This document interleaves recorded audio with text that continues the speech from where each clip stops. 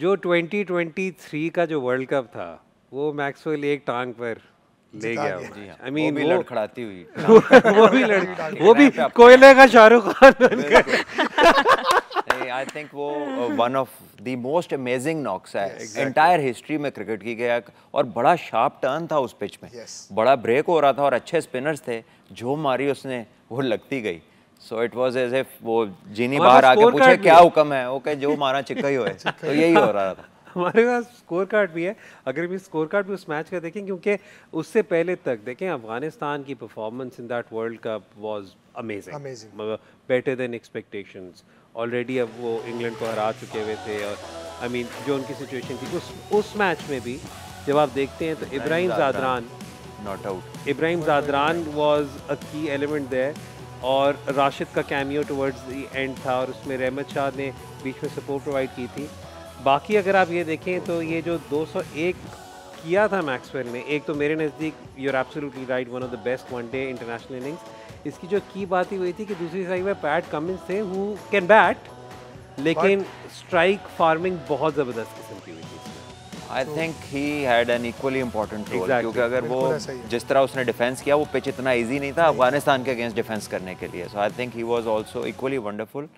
और ये जो पिच है ना रुमान, इसकी जो दो किस्म की डिस्क्रिप्शंस है। समटाइम्स ऐसा पिच होता है कि उसकी appearance tales a different story, but वो जो आपने कहा था ना अभी थोड़ी देर पहले कि assess that assessment of initial few overs is very very important, क्योंकि एक्चुअल स्टोरी खेल के पता लगती है। कई दफ़ा एक बैट होता है, उसके 8 ग्रेन बड़े खूबसूरत लग रहे होते हैं, but you don't buy a bat just by the grains, जब तक गेंद मार के देखना ले। So one of those pitches पहले 3-4 ओवर्स में जब तक बॉल पड़ेगा नहीं तब तक अंदाजा नहीं होगा। यस फादी, हमारे पास ना वो जो मैक्सवेल की इनिंग्स की बात करें, उसके पास हमारे क्लिप्स हैं, एक शॉर्ट सी क्लिप है, let's just quickly look at it and talk us through that innings and what was going through your mind when he was going with this.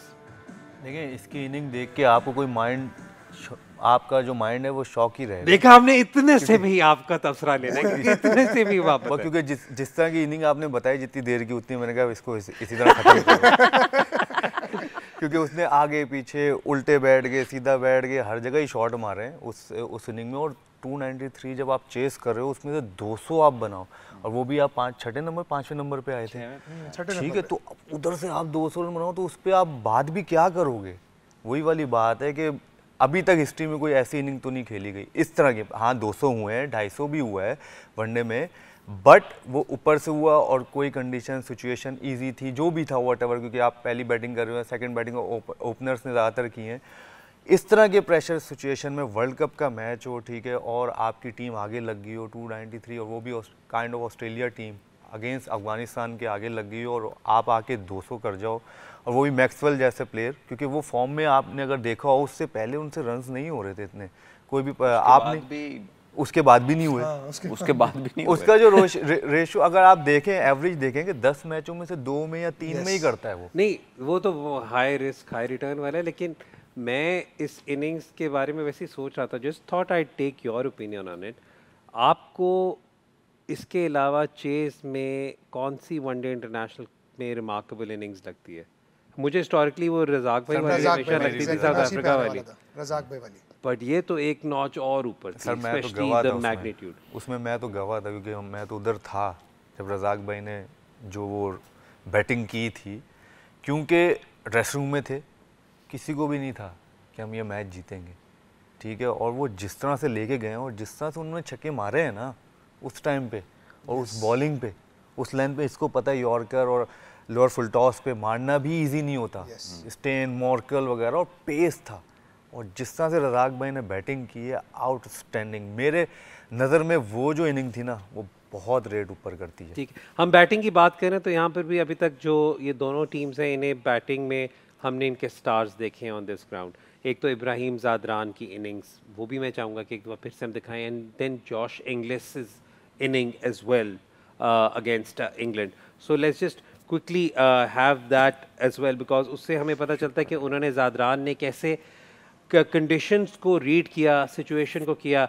Salman, आप और मैं उस दिन से इनकी तारीफ़ें कर रहे हैं इस इनिंग्स की। Let's just talk about it once more. देखिए, मेरे लिए तो यही हाईलाइट है कि basics were kept up to the mark throughout the innings, और जिस इंटेंसिटी के साथ खेला, जो उसके स्कोरिंग जोन्स थे, सामने विकेट के सामने खेला। So he by playing this innings not only benefited his team, he left a lot of lessons for the youngsters कि वनडे क्रिकेट खेली कैसे जाती है, इनिंग कंस्ट्रक्ट कैसे होती है, और उसमें एक बंदा कैसे अपनी रोल शिफ्टिंग करता है, सर्वाइव करता है, स्ट्राइक रोटेट करता है, बैट बॉल्स को पुट अवे करता है, और फिर आखिर में लॉन्च करता है पावर हिटिंग जोन में जाके। So he performed all those duties wonderfully. Absolutely. और जॉश इंग्लिश की भी जो परफॉर्मेंस थी इससे पहले वाली गेम में absolutely extraordinary. We also have the visuals for his innings as well. और इन दोनों की इनिंग्स की जो खासियत थी वो ये थी कि ऊपर से विकेटें गिर गई हुई थी जब ये आए खेलने। And in a chase it's a different mindset altogether, और इट्स नेवर इजी। पर जो मर्जी कंडीशन हो, और जब आपके ऊपर 350 रन लगे हैं, आपकी अर्ली विकेट्स गिरी हुई हैं, और स्पेशली आपके 2 बेस्ट प्लेयर आउट हो गए हैं, तो it's always pressure. But I think it was a wonderful knock. It tells you volumes of mental strength जो ऑस्ट्रेलियंस की है। मतलब you know that never say die attitude, यही है जो इंग्लिश लैक करते हैं इनसे, the attitude and the mental side of things. This is where they are different. The calculations while the chase. Calculations मतलब जब आपने हार माननी ही नहीं तो you will most likely to find a way out. Basically आप कह रहे हैं इंग्लिश को इंग्लिश से सीखना चाहिए। हाँ, इंग्लिश से सीखे। ये देखिए, मेरी एक तो बनती थी यार। ये देखिए, इतने दिनों से फंसा हुआ था, मैंने कहा एक तो ये तो बनती थी कि इंग्लिश को इंग्लिश से सीखना चाहिए। अच्छा फवाद, एक और जो एक बहुत बड़ा एलिमेंट है वो ये है कि इन दोनों टीम्स में आईसीसी टूर्नामेंट्स के जो बहुत डेकोरेटेड रिस्ट स्पिनर्स भी इन दोनों टीम्स के पास हैं। हमारे पास एक तरफ राशिद खान है जो आई थिंक 199 विकेट्स में पहुंच चुके हुए वनडे इंटरनेशनल की, and again the stature of the player in itself is quite massive and quite huge. दूसरी तरफ एडम जैम्पा हैं जो हमेशा हर आईसीसी टूर्नामेंट में स्टैंड आउट रहते हैं। अरूज ने आज जब पिच रिपोर्ट दी तो उन्होंने कहा कि हो सकता है अगर आप इकबाल एंड से बैटिंग कर रहे हो। वैसे बाय द वे मैं थोड़ा सा कंफ्यूज हूँ, Iqbal and now is the father and and Quaid and is the one near the pavilion. मुझे नहीं मालूम क्योंकि इन्होंने कॉम्प्लिकेट कर दिया। एक पवेलियन एंड होता है और एक फार एंड होता है, इन्होंने उसको नाम चले लगा फिर के पवेलियन और कॉलेज एंड बनाकर ही चलते हैं। तो पवेलियन एंड से अगर आप बैटिंग कर रहे हो तो वो कह रहे हैं कि जी आपकी साइड पे बाउंड्री लंबी है, तो how significant Zampa and Rashid will be in this particular. देखिए, दोनों अपनी अपनी जगह बहुत अच्छे ज़बरदस्त बॉलर हैं और अपनी कंट्रीज़ के लिए बड़ी परफॉर्मेंसेस दी हैं। वर्ल्ड कप इवेंट की आपने बात की तो आईसीसी अगर वर्ल्ड आप इवेंट्स देखें तो राशिद खान की कोई इतनी ज़्यादा उसमें इतनी ज़्यादा परफॉर्मेंसेस नहीं है। विकेट्स टेकिंग जो ऑप्शंस हैं ज़म्पा की ज़्यादा हैं। इवेंट 2023 में भी आप देख लें, लेकिन उधर ज़म्पा को फ़र्क क्या था कि उसके साथ 3 बेस्ट बॉलर थे ऊपर जो कमिंस, स्टार्क, हेज़लवुड, तो उससे बहुत फ़र्क पड़ता है मेंटली। लेकिन राशिद खान के साथ वो बंच ऑफ पेस तो नहीं है, तो वो खुद अकेले हैं, तो इससे बहुत फ़र्क पड़ता है। और जैसे अभी उनके साथ नूर अहमद भी हैं। और जहाँ तक आपने जो बाउंड्रीज़ की बात की, ऑस्ट्रेलियंस जो है ना वो बड़ा माइंड गेम खेलते हैं। ज़रूरी नहीं है कि वो लॉन्ग बाउंड्री से ज़म्पा को कराएं, वो शॉर्ट बाउंड्री से भी कराएं, और वो कराएंगे भी शॉर्ट से, करता है क्योंकि वो लोग करते ही यही हैं, वो सामने वाले के माइंड से खेलते हैं। वो माइंड गेम बड़ा खेलते हैं। उनको पता है कि शॉर्ट बाउंड्री है, ये जो है जाके इसको चांस लेगा और हमें विकेट्स मिलेंगे, हमारे लिए इजी हो जाएगा। तो वो बड़े टैक्टिक्स ये वाले इस्तेमाल करते हैं, जो कि हम इन चीज़ों से डरते हैं कि नहीं यार ये लॉन्ग, जैसे अरूज ने बोला कि अगर लॉन्ग बाउंड्री से होगा तो उसको फ़ायदा होगा।